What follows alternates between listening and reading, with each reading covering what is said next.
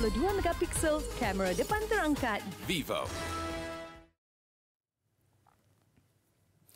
Malaysia dan Singapura sepakat untuk mencari penyelesaian isu bilateral dalam suasana damai. Ia termasuk Perjanjian Air 1962, kesesakan lalu lintas di pintu masuk kedua negara serta pertikaian sempadan maritim dan ruang udara. Keputusan itu dipersetujui bersama antara Perdana Menteri Tun Dr. Mahathir Mohamad dan rakan sejawatnya Lee Hsien Loong selepas pemukiman pemimpin Malaysia Singapura ke-9 di Putrajaya siang tadi. Selepas pertemuan empat mata, mereka kemudian menyertai mesyuarat delegasi tahunan di bangunan Perdana Putra. Dalam sidang media selepas itu, kedua-dua Perdana Menteri antara lain bersetuju untuk mencari penyelesaian terbaik mengenai perjanjian air, termasuk kemungkinan menyelesaikan pertikaian melalui timbang tara atas dasar persetujuan bersama. For Malaysia, resolving the long-standing issues of water price review is a priority. We are engaged in active negotiations on the review in the late 90s and early 2000.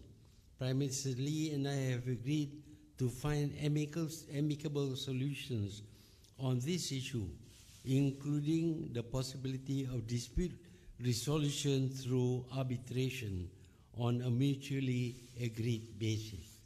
Isu berhubung perjanjian air kembali menjadi topik panas pada pertengahan tahun lalu apabila Tun Dr. Mahathir berkata harga air mentah yang dijual kepada Singapura tidak munasabah dan mencadangkan perundingan semula terma perjanjian. Perjanjian yang berakhir pada 2061 itu memberi hak kepada Singapura untuk mengeluarkan 250 juta gelen sehari air mentah dari Sungai Johor pada kadar 3 sen bagi setiap 1000 gelen. Johor kemudian membeli semula air terawat daripada Republik itu pada kadar 50 sen bagi setiap 1000 gelen. Dalam pada itu, Lee membangkitkan kebimbangan Singapura berhubung pencemaran air di Sungai Kim Kim awal bulan lalu dan kesan jangka panjangnya.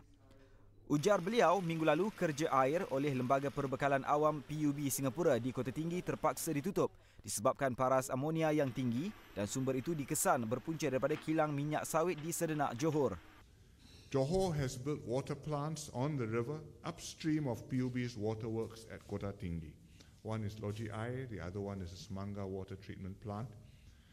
And these plants combine, plus the Kota Tinggi waterworks belonging to PUB, draw from the Johor River quite possibly more water than the river can sustain.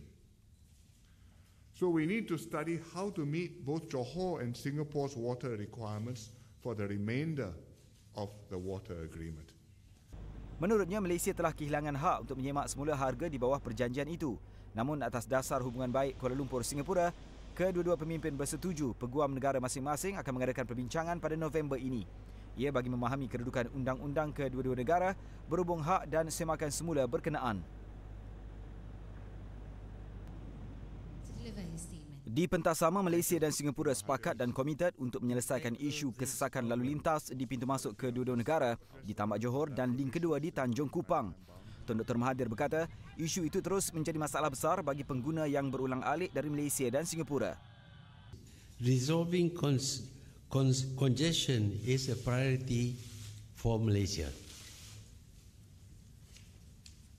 Both sides are committed to address this issue and will continue to explore new initiatives to tackle this problem.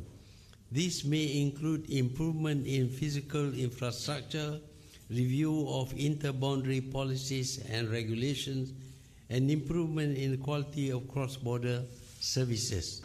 Ketika ini, kira-kira 250,000 hingga 300,000 pengguna menggunakan laluan itu setiap hari.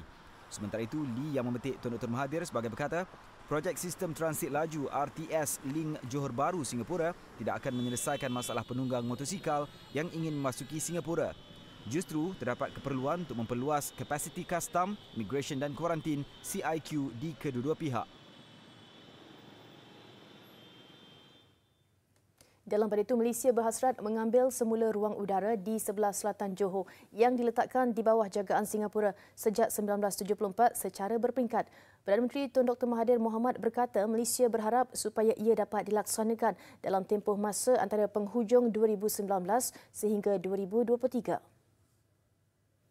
Ketika ini, ruang udara itu diletakkan di bawah pengurusan Singapura melalui surat perjanjian operasi di antara Kuala Lumpur dan Pusat Kawalan Kawasan Singapura mengenai ketibaan, keberangkatan dan penerbangan Singapura 1974. Menurut Tun Dr. Mahathir, ketika surat perjanjian itu ditandatangani, kawasan maklumat penerbangan Kuala Lumpur masih di peringkat awal dan fasiliti Malaysia ketika itu tidak mencukupi. ICAO recommended that air traffic services in the area concerned to be delegated to Singapore. We have made significant investments in preparation to take back the said delegated airspace and hope that this can be done expeditiously. Dalam reaksi balasnya, Perdana Menteri Singapura Lee Hsien Loong berkata Singapura menghormati kehendak Malaysia namun menegaskan penyerahan semula kawasan ruang udara itu perlu dilakukan dengan teliti dan tidak boleh secara terburu-buru. Semalam Menteri Pengangkutan Anthony Loke dilaporkan berkata Malaysia sudah cukup bersedia untuk mengendalikan ruang udara di selatan Johor susulan persetujuan Singapura menarik balik pelaksanaan sistem pendaratan instrumen bagi lapangan terbang Seletar. Luke dilaporkan berkata sekarang adalah masa terbaik untuk mengambil alih semula ruang udara kawasan berkenaan selepas 45 tahun diwakilkan kepada Singapura bagi tujuan penyediaan kawalan trafik udara sejak 1974. Sementara itu, Perdana Menteri Singapura mencadangkan Malaysia menambah 2 lagi landasan di lapangan terbang antarabangsa Kuala Lumpur KLIA dalam usaha meningkatkan sektor pelancongan di kedua-dua negara. Dalam perkembangan lain, Malaysia Singapura juga bersetuju sebuah jawatan kuasa baru ditubuhkan untuk mengkaji isu persepadanan sempadan maritim yang akan dimulakan bulan depan.